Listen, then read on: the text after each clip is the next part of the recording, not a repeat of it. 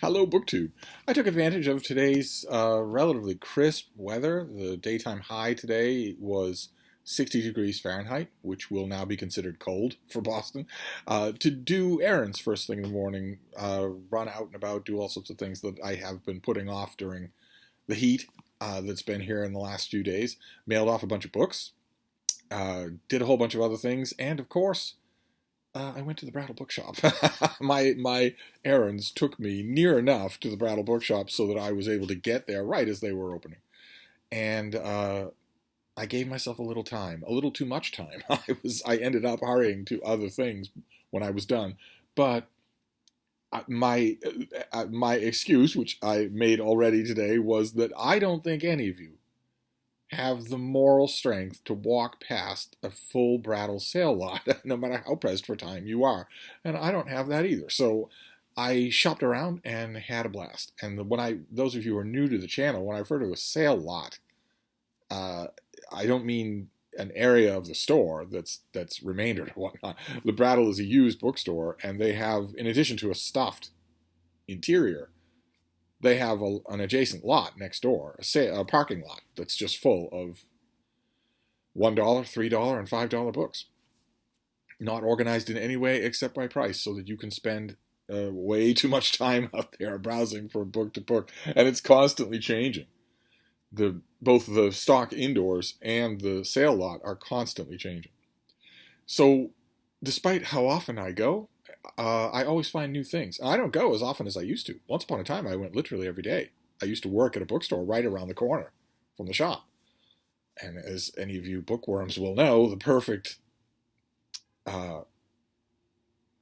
shake-up from the routine of working in a bookstore all day long is to go to a different bookstore on your lunch break. Well, I don't do that anymore. I still manage to get to the Brattle at least once a week. And I went today, and I got a gigantic pile of books. Now, partly is because I found a lot of stuff that was really interesting. It was all dirt cheap. And partly is because I still can't believe this is happening. Ollie at Criminali has resurrected his satanic 100 books challenge. I'll leave a link to the incriminating video down below. Some of you may remember this from the last time he did it, where he noticed at one point that he is buying too many books and has too many unread books in his collection, and that maybe he should read 100 of them before he buys any more. And to my astonishment, a whole bunch of people on BookTube joined in on this madness. and he has resurrected it. On his Discord, he describes the different tiers that are involved. I imagine that a lot of you are really going to want to do this. A lot of you probably are in the same position where you periodically find yourself accumulating more books than you should in proportion to how many you're reading. So maybe this challenge serves an ultimate good, but I felt like it deserved a response. I felt like I should have a 100 book challenge too, that I will buy 100 books before I read 100 books. But anyway, I'd be a quarter of the way there if I did. I got, I think, 25 books today. So let's go through them, starting with a gigantic stack of mass market paperbacks, which once upon a time I said I wasn't going to do anymore. A mass market paperback, the mass market paperback, is, I think, one of the perfect iterations of a technology. Very hard to come across such things. You'd think they wouldn't be, but very hard to come across such things. It's cheap, it's portable, it's surprisingly durable, as is evidenced by the fact that I often find 50-year-old mass market paperbacks that are still readable in the Brattle sale lot.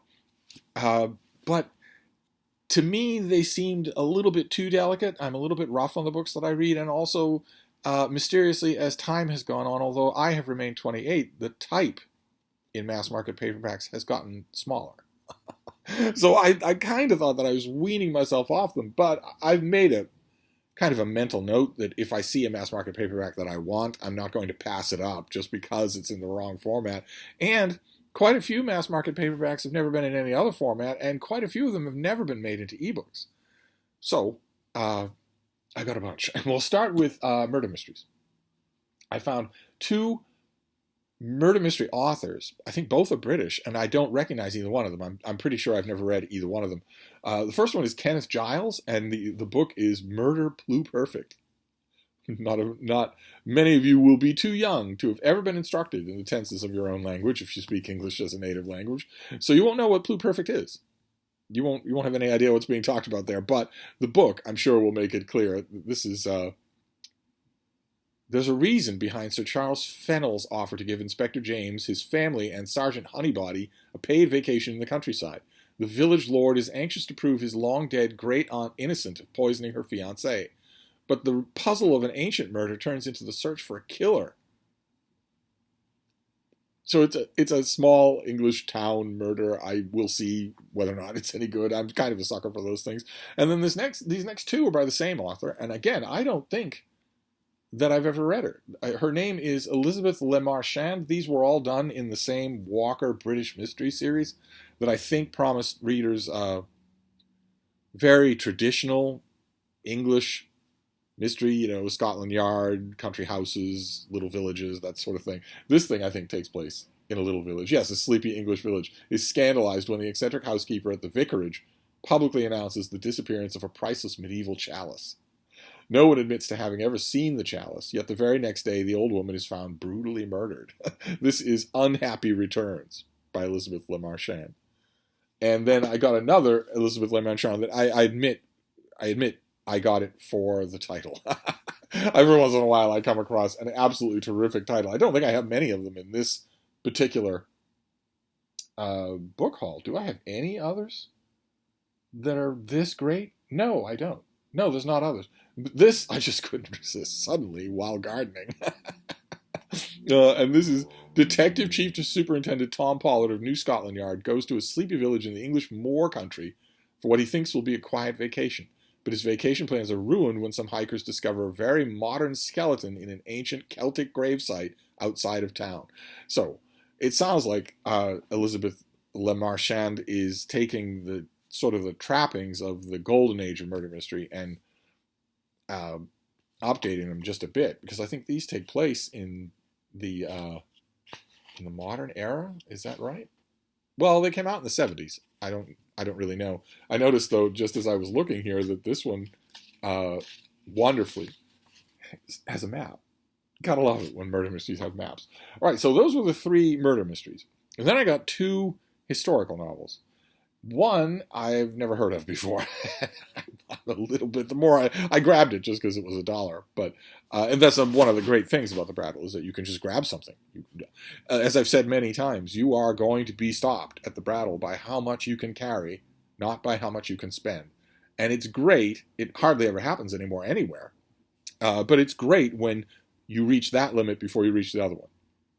If you're out in the sale lot, you don't have to think about your wallet. You really just have to think about how much you can carry. That's all. I found this thing. I don't think I've ever read this. This must have come out in the 70s, 1974. This is The Kingdom by L.W. Henderson. There are our young people. This is a torrid sexual historical novel set during the Crusades. You've just got to hear this. I won't do the description of every book, but you've just got to hear this. A heroic new figure to excite the imaginings of future generations, he towers above all other knights of legend and fable. He is Guy of Vienne. He wielded a mighty sword as Lord of Sachem, but all his valor could not move the tawny-haired Alice, who dwelt alone in a ruined tower. Is that what we're calling it these days? She opened his spirit to new worlds, but the Crusades called him away. Then he became Al-Adil, Imam of the Ishmaelites. He rose from the slave traders' block to become the spiritual leader of thousands of Muslims. And to the tempestuous Princess Yasmin he brought nights of magnificent, tumultuous passion.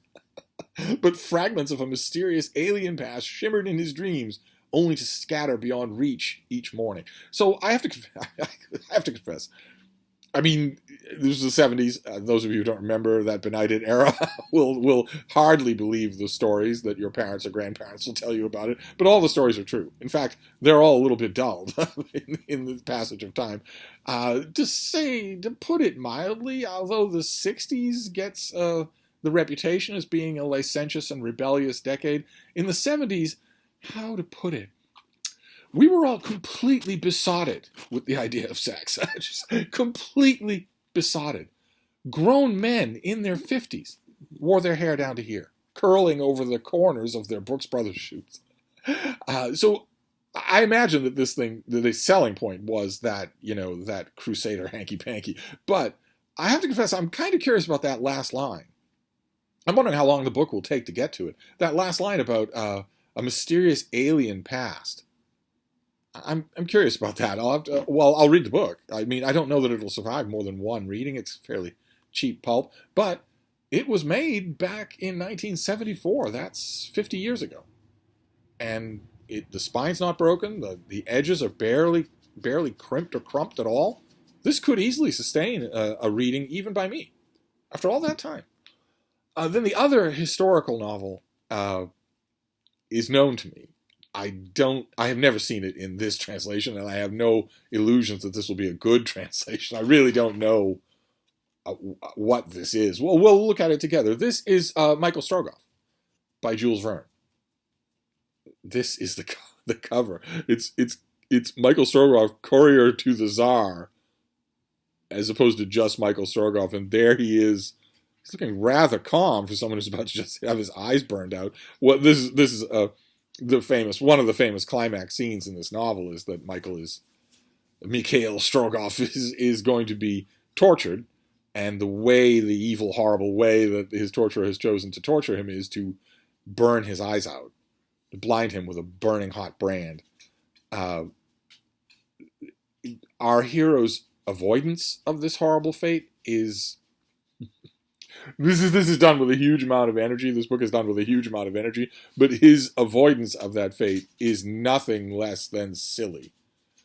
Every once in a while, you'll see it in Jules Verne, for instance, a couple of times in Les Miserables. Every once in a while, great French authors simply resort to silliness, and they do it with such extreme high church seriousness that it's like they're daring you. It's like they're daring you to point it out.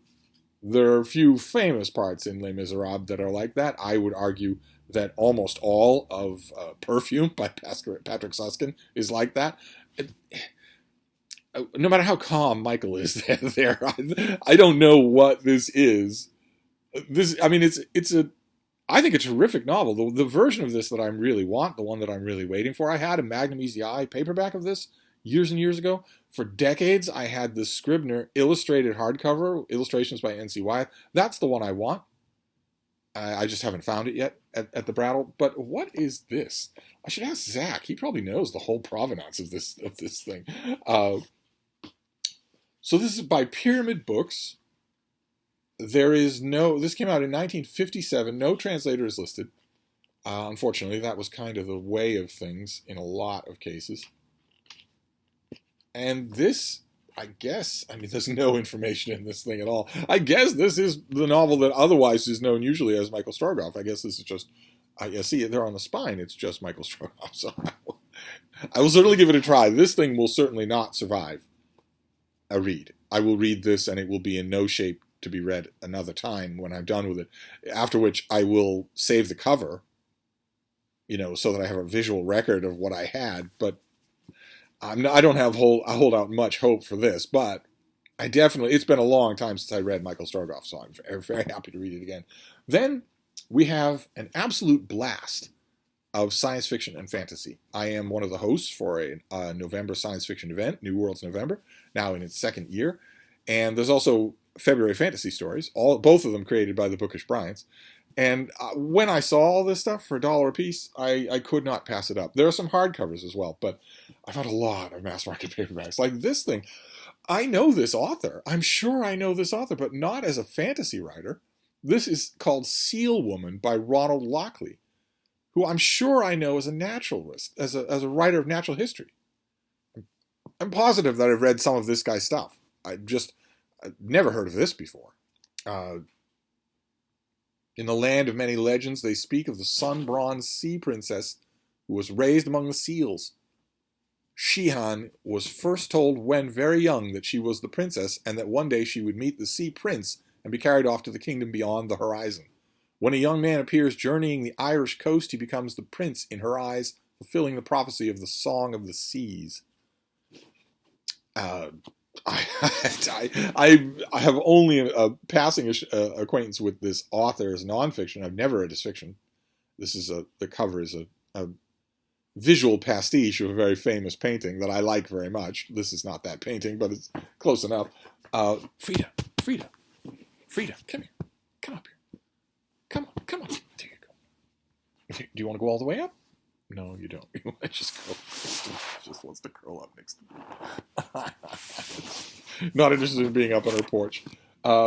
Then we deal. Okay, so that was that, and then there's only one other author on this list who I don't know at all. I mean, I know Ronald Locke, I'm pretty sure, from natural history, but I've never read fiction. And this other author is one that, again, I don't know.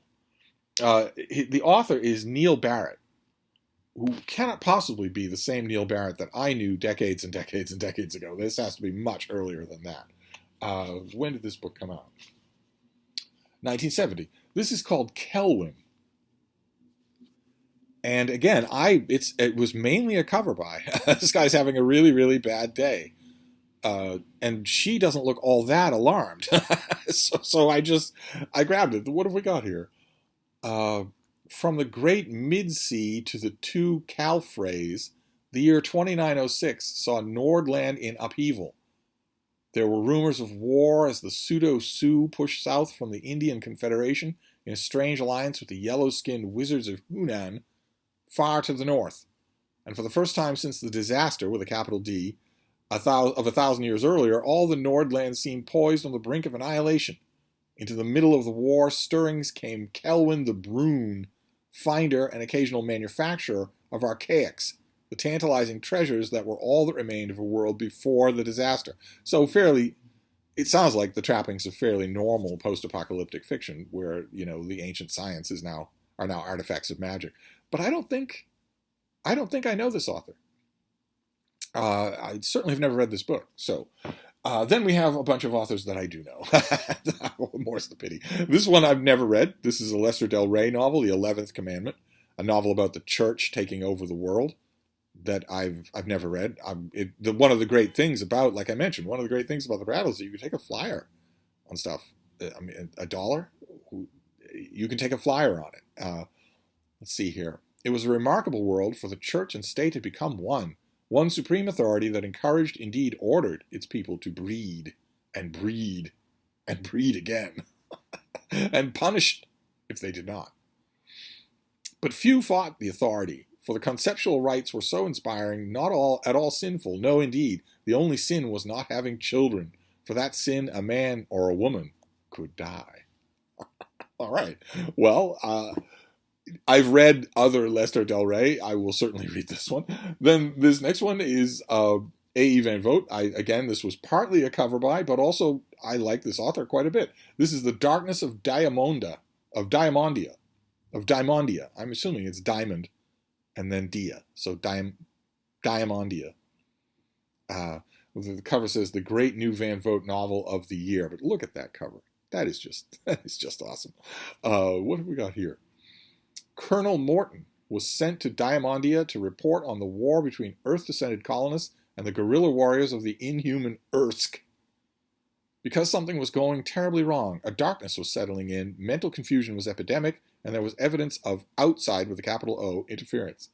The darkness was impartial, and Morton's encounters with it were the most disturbing events of his career, for it seemed as if the outside were deliberately stirring up the planetary pot, mixing minds with minds and personalities with personalities. I'm a fairly big fan of how this author does things, so I've never read this book to the best of my knowledge, unless it had a different name. Then we have a couple of books that I'll probably be getting to fairly quickly in this whole pile, although there are a lot of temptations in this pile. The first one is Bedlam Planet by John Brunner, with a cover that I've never seen before. Again, I might not have ever read this before. It's the amazing thing about science fiction and fantasy is that there's so much out there. You could find stuff that you've never read every day. I wonder if this will ring a bell. Everything about the planet revolving around Sigma Draconis seemed to indicate that here was a world that could be made into a second Earth. It was fertile and lacked native inhabitants and dangerous beasts. Then what was troubling the pioneer colony that had landed and set up shop here? Was it really possible to just create a new Earth on any vacant world waiting for a landing? Or was there a lot more to planetary ecologies than humanity imagined? Yeah, this won't take any time at all to read. And I found another John Brunner. Probably there were more that I missed. This one is The Long Pursuit, which I have read. I've never seen it in this edition. I don't remember what. I think I read a hardcover of it a long, long time ago. And this has no blurb on the back, just no description on the back, just a blurb. Let's see here. In an age of settled achievement, when the weather is controlled and men have long since colonized planets under many other suns, Roald Vincent was content to putter along in his job in the Bureau of Cultural Relations. But with the shocking thunder of a starship breaking at the edge of the atmosphere, violence erupted into his placid existence and finished it forever. Hurled into a vortex of subterranean plots and boiling hatreds, Vincent, to his surprise, found himself reacting strongly and violently as the men whose extremism attacked the very principles of his precious bureau, and therefore his reason for being alive. And if you sense there in that description a science fiction author who's not just easing back on all of the cliches of the genre, that typically is what you get with John Brunner.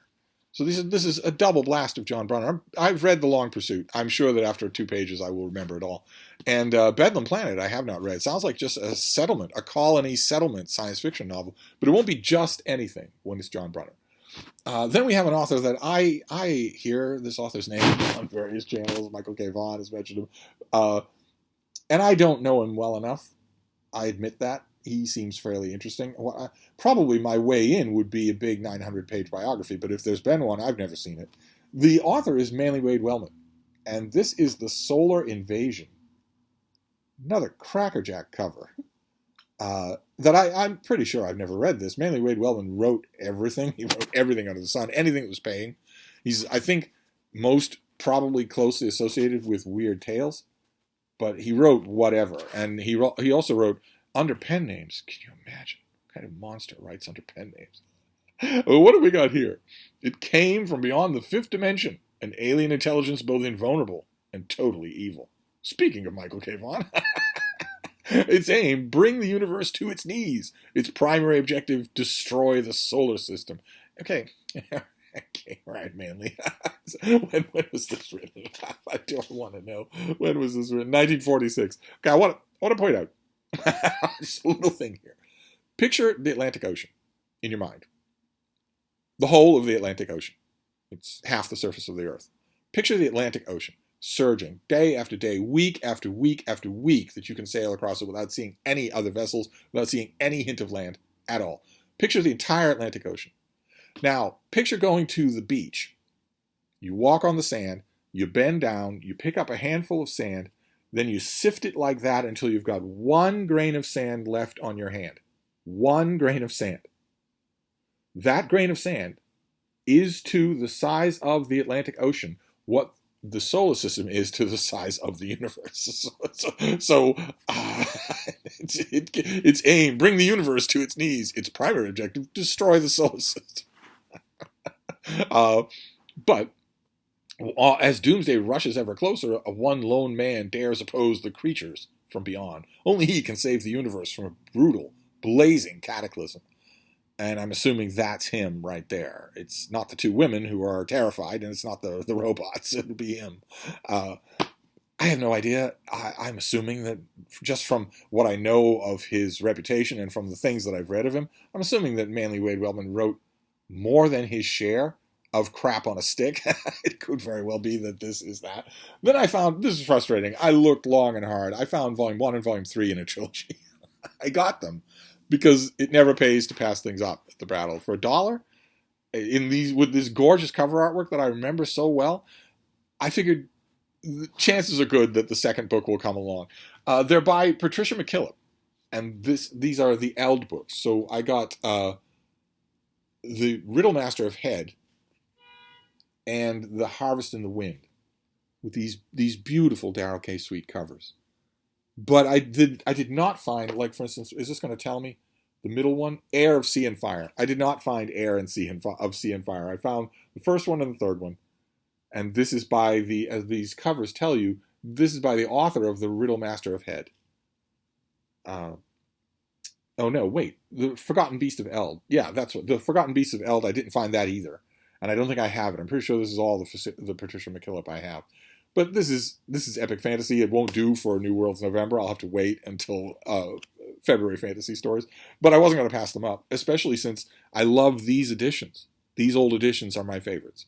I don't know if Patricia McKillip has ever had other editions, but these are the ones I like.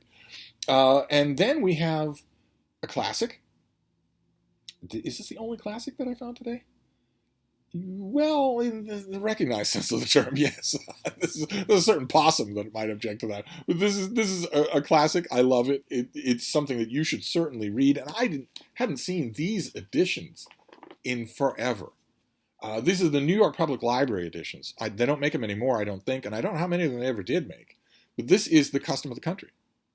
Edith Wharton with this. It's a lovely smaller sized hardcover with the deckled edges, and this is just I have no edition of this work in hardcover, in a nice durable hardcover. I have only the Penguin Classic, and the Penguin Classic is I think a UK trade paperback, because the Penguin Classic Deluxe edition of Edith Wharton, that you might think I would want. It's a big, durable thing with French flaps and deckled edges, and it's got 3 of her great novels in it.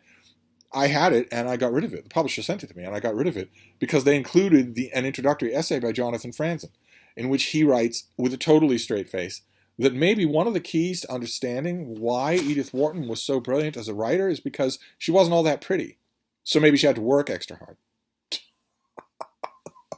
I read that essay when it first appeared in the New Yorker, and I emitted an expletive. My host, I was the only person in the room. I was the only white person in the room. I was the only person who spoke English in the room. My host, for a moment, thought that something in his service, in the food or the atmosphere, had disappointed me. Even though I've been going there for 20 years, I had to reassure him for the next 20 minutes that it was just what I read. It was just the stupid sexism that I was reading. But I love the book. Undine Spragg is one of the immortal characters in Western literature, and I wasn't expecting, the New York Public Library edition. I would have been perfectly content with, I don't know, Library of America or a Modern Library or something like that. But I'll take this, definitely. I'm not picky. The classic section of the books in the little book room is totally heterogeneous. It doesn't. I'm not going for any uniform look. Then I found something that I've seen this many times at the Brattle, and it was only today that it actually dawned on me what it is. Looking at it all this time. Once upon a time, there was a collection of these little hardcovers, smaller than a mass market paperback, that sort of were narrative overviews of different periods in history, Western history. And it was, the builders of New England, the Quaker founding fathers, the Dominion of Spain, that sort of thing. Most of them didn't really appeal to me. Most of them were on subjects where the only reason that I would ever read a book like that is if it were written by a bored genius, someone who knew the period really well and was writing just offhanded observations. That might make it interesting, but most of them no. There were a couple that I really liked, and one of them was a volume on Elizabethan sea dogs. Elizabethan pirates, privateers, and explorers used to go under the name of sea dogs. Martin Frobisher, Drake, that sort of thing. And I had that little hardcover forever and ever. And I would use it. I would poke my nose in it once in a while, but it was inconveniently small. And I saw today a whole rack of those, 2 whole shelves of those books, only in larger hardcovers, in larger and prettier hardcovers. So I grabbed Elizabethan Sea Dogs. This is the same book, only bigger. It's exactly what I wanted. I had no idea it existed. It was staring me right in the face. So happily take it. Happily. Although sooner or later I will find that little hardcover and take it out behind the barn and shoot it. First, I'll pull out any notes and transfer them. Then this next one doesn't have a dust jacket. I was glad to take it anyway for $1. I was glad to take it anyway. It's On Judging Books by Francis Hackett, who is famous, at least on this channel, but also in his own lifetime, in terms of bank balance statements, for his biography of Henry VIII. He wrote a great biography of Henry VIII that I've read to you from many times. But he was also a literary critic, a book critic, for the whole of his career. And this is, I think, one of the last books that ever came out in his lifetime with his name on it. And it's all about bookish stuff. It's all, oh, look at that. This North Country Books, what a bookmark. North Country Books in Burlington, Vermont. Is this still there? Is North Country Books still in print? I mean, extant? Is it door still open for business? Wow. North Country Books. Fantastic. Someone bought this there in 2003. So I'm assuming that North Country Books was a used bookstore up in Burlington, Vermont. Well, I would love to find all of Francis Hackett's occasional nonfiction. He wrote at least, I think, 2 other volumes that collected book criticism, book essays of his. I'd love to find them, but I'm no completist. I'll gladly take what I can find. Then we have the another book that may be the one that counts as a classic. This is Walt Kelly. This is Pogo.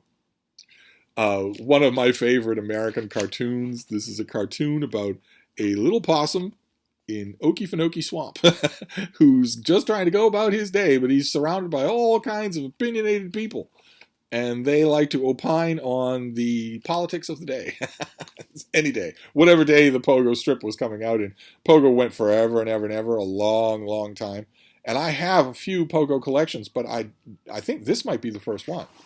And it's this little hardcover with a library cover on it already, so I grabbed it. Absolutely. I'll just go through it. There's no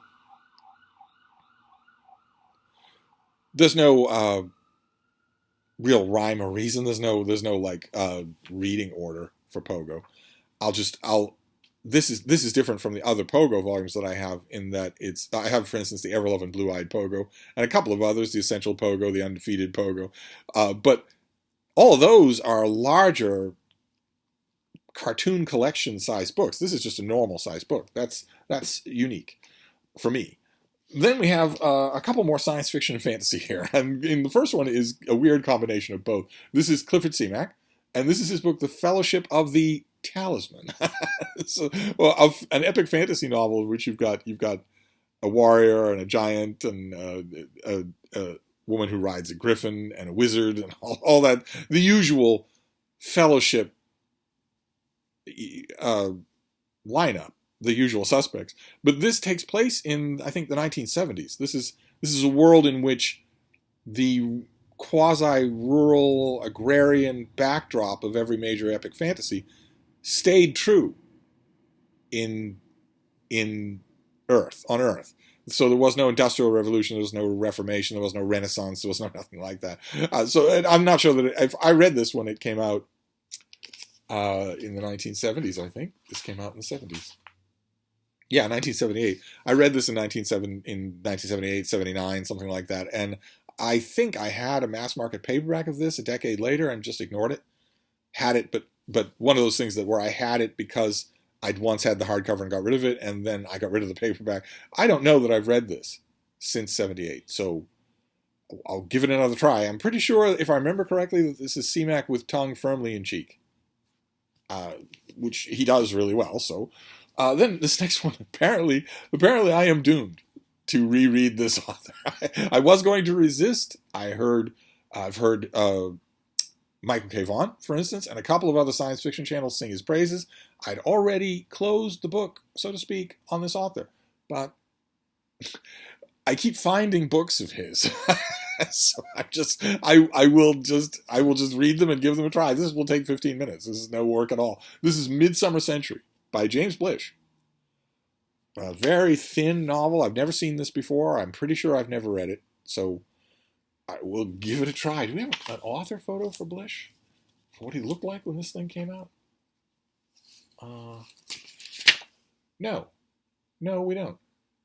James Blish is a highly respected author with more than 20 novels and several collections of short stories to his credit. God help me. That's going to be an uphill climb. He lives in England and is currently working on a history of witchcraft. Well, I'm going to clean this up and get to it. A few of these things are so short that I'll probably read them tonight. I'm going to read the Manly Wade Wellman tonight because it's so short. But I'll probably read a couple of these others too. And then for fantasy, I found another Flashing Swords book in hardcover, which is great. This was a series of anthologies by Lynn Carter. This is look at that cover. That is just awesome. Another barbarian with a creepy looking tree. We've seen that already. Who's in here? I love Lynn Carter's selection process for the Flashing Sword series. Just love them. You might think that goes without saying, but it doesn't. It doesn't. You can be a fairly influential, fairly well-known and well-liked, fairly wide-reaching editor for a volume like this and still put together a crap show. So what have we got here? Introduction by Lynn Carter. Then we have The Rug and the Bull by L. Sprague de Camp. The Jade Man's Eyes, which is an Elric story by Michael Moorcock. The Toads of Grimmerdale by Andre Norton, which is a Witchworld story, but I don't think it's one that I've ever read. There was a big Witchworld collection there. I wish Witchworld did more for me, but it doesn't. And finally, look at that. Ghoul's Garden by John Jakes, which is a Brack the Barbarian story. Fantastic. What a collection. Okay, well, then this goes on the list as well. Not the whole thing. But I think I want to read The Toads of Grimmerdale. I think I want to read the Andre Norton. But that's Flashing Swords 2. Some of you will know better. I'm thinking that there were only 4 Flashing Swords anthologies. Maybe I'm wrong about that. 4 with the classic ensemble of people involved. 4 that Lynn Carter actually oversaw. I think I have 2 of them. I only saw this one in any format, paperback or hardcover. Then this next one could very well be the find of the day. I don't think I found anything that is more precious to me than this. Anything that's more guaranteed to go in the little book room than this. After a loving reread, I haven't read this in forever. This is by Montague Summers, who's probably had a biography or two. Boy, oh boy, though, if you want to read a story that is stranger than fiction, read a biography of Montague Summers. He was a deeply knowledgeable and passionate student of occult literature, and he was also, perhaps connectedly, a complete loon. But he wrote a book. He wrote a number of books that I've read and liked, but there's one of his that is a pet subject of mine, and I absolutely love it. Never thought I would see it, let alone for $1, and there it is. The Werewolf. How wonderful. I wonder if this has a picture of his nibs. Probably not. Probably not. Although there are endless photographs of Montague Summers. He was a weirdo.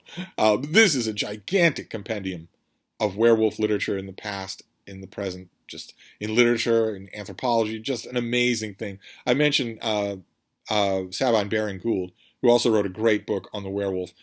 I thought if this was in the Brattle, maybe his was too, but I did not see it. And that's okay. I'll definitely take this one. And then finally, the last book. I bet you thought this would never end, but the last book in my buy 100 before I read 100 challenge is a rebuy. I've had this many, many times before. I've recently had a copy, a paperback, recently had a hardcover, shown them on this channel. Got rid of both of them to people out there who live in book deserts. And that's pretty much all you have to do. I'm such a softie. That's pretty much all you have to do is tell me, I was watching a book haul video of yours, and boy, oh boy, I don't have a bookstore within 100 miles of me, and I don't trust shopping for books online, and I don't blame you for not trusting shopping books online. I sure would love it if I had a bookstore near me with a book like that. Of course, the thing I'm going to do if you say that is offer to get a book and send it to you. And I've done that. But this copy I'm going to keep because I'm really hoping that next year, 2023, becomes the year of favorites on BookTube. I'm really hoping that it becomes a year when a whole bunch of people do a in-depth dive into their favorite books. What a resource that would be for future people, future booktubers, future YouTubers, anybody. What a resource, what a fun that would be for viewers like me. If you pick your favorite book, or your favorite author, even better, and go through the books one by one. An epic reread year. The only incentive that I will give for you all to do that, I don't know how much of an incentive it is, since it involves more of me droning on and on. The only incentive that I will give is that if you all do that, I will do that. And not just for one author either. But I mentioned this the other day, not the other day, months ago on a video. Imagine what it'd be like. Well, think of the booktubers that you watch and love. Imagine what it'd be like if, in addition to everything else they do, they devoted a regular series of videos to their favorite author in the course of the year 2023. Imagine that. Imagine what that would be like. I mean, you all, well, I mentioned Criminale. You all watch Criminale's channel, as well you should. Imagine if in 2023 he decided to do a guided tour read-through, not necessarily of everything, but of all the Precinct novels of Ed McBain.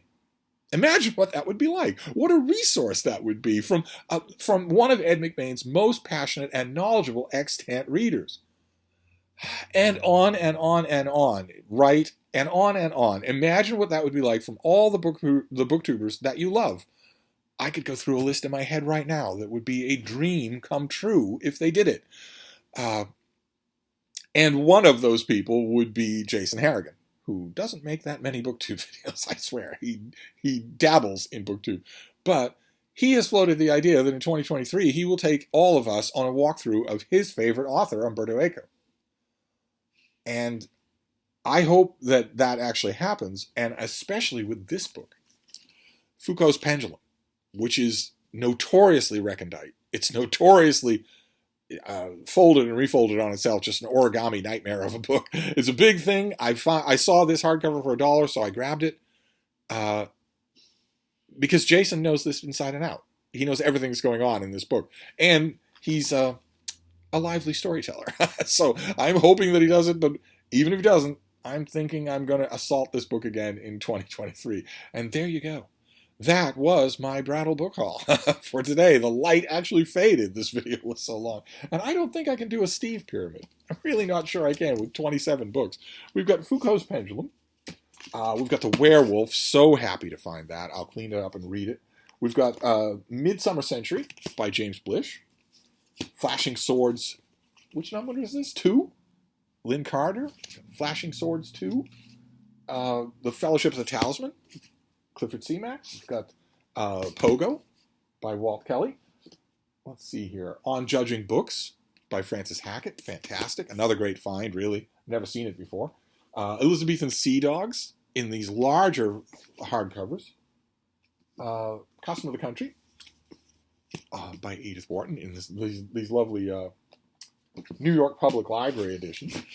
And then all of these mass market paperbacks. Can we get them all together here?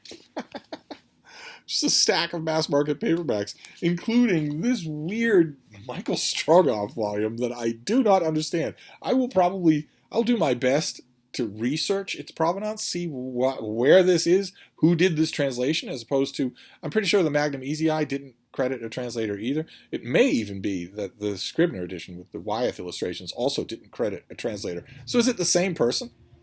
How many translations has Michael Stroganoff had into English? You'd be curious to know. But anyway, that was a huge Brattle haul for today. I don't know that I'll be going back to the Brattle this week. But if I do, you'll be the first to know. Thank you, BookTube.